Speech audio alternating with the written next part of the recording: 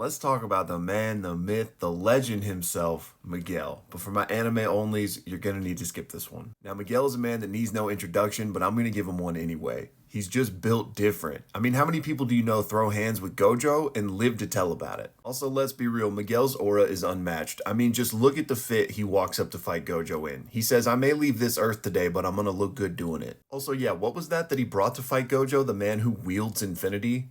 A rope. More on the rope in a bit. Also, I can't lie. One of Gege's hardest lines in the entire fan book was in response to this question. Is there any new information on Miguel? He's strong. Enough said. So who is this man? What is his story? Well, all we know is that he was originally recruited by Geto to come join his crew, as it were, but Miguel was in Africa, so somehow Miguel's legend reached all the way to Japan for Geto to even be aware of him, which that's just impressive in and of itself, right?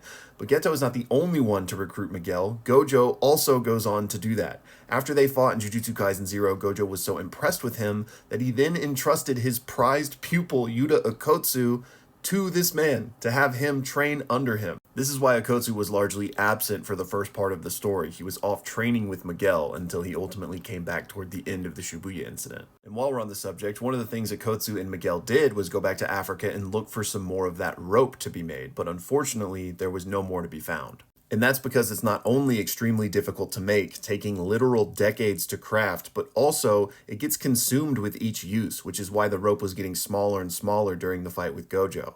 And what exactly does the rope do? Well, it's kind of like the inverted spear of heaven in that it disturbs curse techniques. So that's why he was actually, I don't want to say a threat to Gojo, but more so than, the standard dude walking around the street, because he actually had the potential to get through infinity. And that brings us to the present, where Miguel is currently staring down the King of Curses himself. In chapter 254, my man had his glorious return, and I'm actually really excited for this. I did not see it coming, but I actually love it. In terms of JJK being a cyclical story and having narrative parallels, Miguel showing up is honestly perfect, He threw hands with Gojo, it's only right that he throws hands with Sukuna.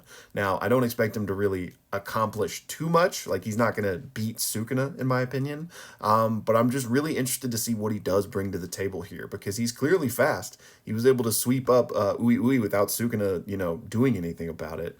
As far as the rope goes, given what I was just talking about, I don't think he has that anymore. It wasn't in the panels we saw of him, and as we know, it takes decades, and he and Akotsu already went looking for some. So maybe it's possible he found some, in the past month or whatever, but I doubt it. So especially without that rope, I'm really interested to see what he can do here. And maybe he does nothing, right? Maybe he just kind of gets the hell out of Dodge.